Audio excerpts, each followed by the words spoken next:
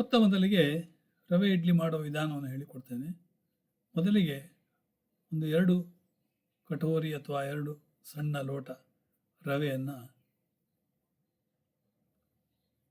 Gas ಒಲೆ ಮೇಲೆ ಇಟ್ಟಂಥ ಬಾಣಲೆಗೆ 2 ಚಮಚ ತುಪ್ಪ ಹಾಕಿ ಅದನ್ನು ಹುರಿಲಿಕ್ಕೆ ಹಾಕಿ.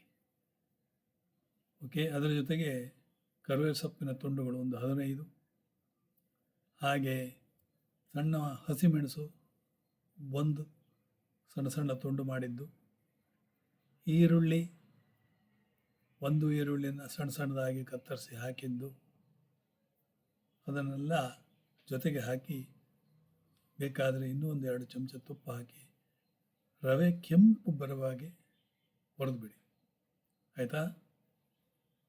ಅದರ ನಂತರ ಕೆಂಪು ಹುರಿದ ನಂತರ ಅದನ್ನು ಸಪ್ರೇಟಾಗಿ ತೆಗೆದು ಆಮೇಲೆ ಬಿಸಿನೀರು ಹಾಕುವ ಅವಶ್ಯಕತೆ ಇಲ್ಲ. ಸೈಡ್ ಬೈ ಸೈಡ್ ಬಿಸಿನೀರು ಕೂಡ ಪ್ರಿಪೇರ್ ಮಾಡ್ಕೊಂಡು ಇಟ್ಟಿರಿ. ಅದನ್ನು ಒಂದು ಅಂದಾಜಿನಲ್ಲಿ ಬಿಸಿನೀರು ಒಂದು 4-5 ಕಟೋರಿ ಬಿಸಿನೀರು ಹಾಕಿ ಮಗ್ತಾಯಿರಿ. ಉಪ್ಪು ಹಾಕಿ ಆಮೇಲೆ ಲಾಸ್ಟಲ್ಲಿ ಲಿಂಬೆಹಣ್ಣನ್ನು ಹಿಂಡಿ ಲಾಸ್ಟಲ್ಲಿ. ಓಕೆ, ಕೊತ್ತಂಬರಿ ಸೊಪ್ಪು ಕೂಡ ಹಾಕಿ ನಿಮ್ಮ ಉಪ್ಪಿಟ್ಟು ರೆಡಿ. ಅದೇ ರೀತಿ ಹೆಲ್ತ್ ಡ್ರಿಂಕ್, ಆ್ಯಪಲ್ ಮತ್ತು ಬೀಟ್ರೂಟಿನ ಹೆಲ್ತ್ ಡ್ರಿಂಕ್. ಆ್ಯಪಲ್ ಸಿಪ್ಪೆ ತೆಗೆದಿಡಿ, 2 ಆ್ಯಪಲ್, ಇಬ್ಬರಿಗೆ 2 ಆ್ಯಪಲ್ ಕತ್ತರಿಸಿ ಆಮೇಲೆ ಸಿಪ್ಪೆ ತೆಗೆದು ಸಣ್ಣ ಸಣ್ಣ ಕತ್ತರಿಸಿ ಮಿಕ್ಸಿ ಹಾಕಿ, ಅದರ ಜೊತೆಗೆ ಬೀಟ್ರೂಟನ್ನು ಸಿಪ್ಪೆ ತೆಗೆದು ಸಣ್ಣ ಸಣ್ಣ ಕತ್ತರಿಸಿ ಅದರೊಳಗೆ ಹಾಕಿ, ಸಿನ್ನಮನ್ ಪೌಡರ್ ಸಣ್ಣ ಚಮಚವನ್ನು ಹಾಕಿ, ಆಮೇಲೆ ಶುಂಠಿ ಸ್ವಲ್ಪ ಕತ್ತರಿಸಿ ಹಾಕಿ ಸ್ವಲ್ಪ, ಆಯಿತಾ?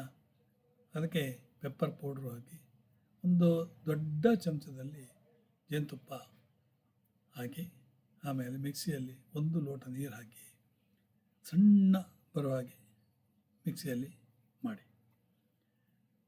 ಆವಾಗ ನಿಮಗೆ ಗೊತ್ತಾಗ್ತದೆ. ಅದನ್ನು ತೆಗೆದು 1 ಲೋಟ ಈ ರವೆ ಇಡ್ಲಿ ತಿಂದ ಮೇಲೆ ಕುಡಿದ್ಬಿಡಿ. ನಿಮ್ಮ ಡಯಾಬಿಟಿಸ್ ಲೆವೆಲ್ ಇಟ್ ಈಸ್ 90ಇಂದ 140 ಒಳಗಿರ್ತದೆ. ಇದು ನನ್ನ ವಾದ. ಓಕೆ, ನಮಸ್ಕಾರ. ಹೀರೆಕಾಯಿ ಹುಳಿ ಮಾಡುವ ವಿಧಾನವನ್ನು ನಾನು ಹೇಳಿಕೊಡ್ತೇನೆ. ಹೀರೆಕಾಯಿ ಫ್ರೆಶ್ ಆಗಿ ತಂದದನ್ನು ತೊಳೆದುಬಿಟ್ಟು ಸಿಪ್ಪೆಯನ್ನು ಸ್ವಲ್ಪ ಸಿಪ್ಪೆ ಸ್ವಲ್ಪ ಉಳಿದ್ರೂ ಅಡ್ಡಿಲ್ಲ, ಮೇಲೆ ಅದನ್ನು ಕೆರೆದುಬಿಡಿ. ಸಣ್ಣ ಸಣ್ಣ ತುಂಡುಗಳನ್ನಾಗಿ ಮಾಡಿ. ಆಮೇಲೆ 1 ಕಪ್ಪು ಕಟೋರಿ ತೊಗರಿಬೇಳೆಯನ್ನು ಸಪ್ರೇಟಾಗಿ ಬೇಯಿಸಿಡಿ.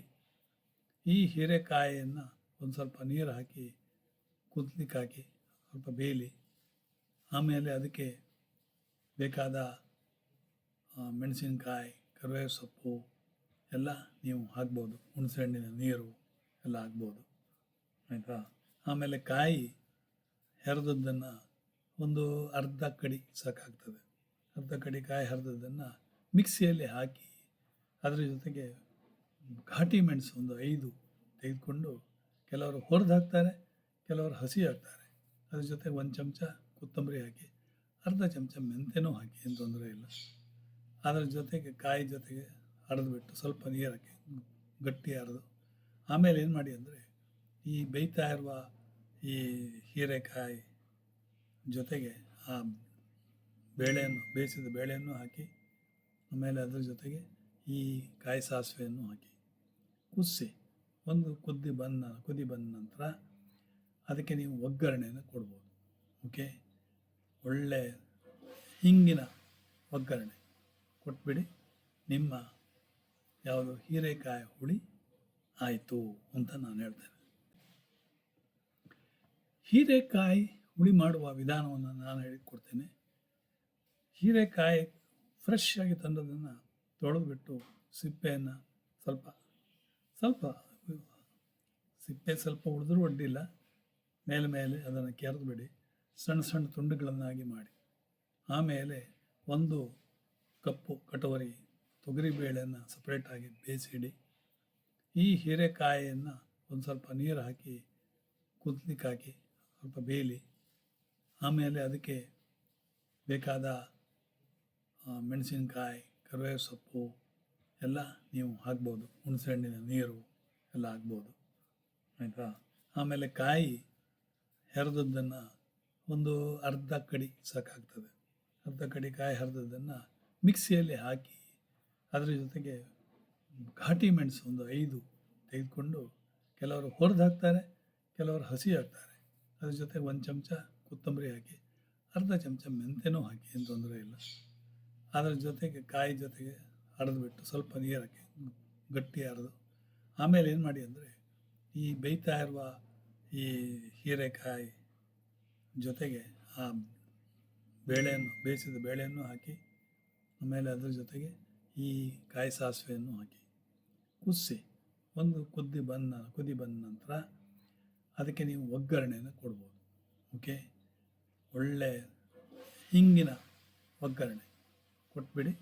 ನಿಮ್ಮ ಯಾವುದು ಹೀರೆಕಾಯಿ ಹುಳಿ ಆಯಿತು ಅಂತ ನಾನು ಹೇಳ್ತೇನೆ.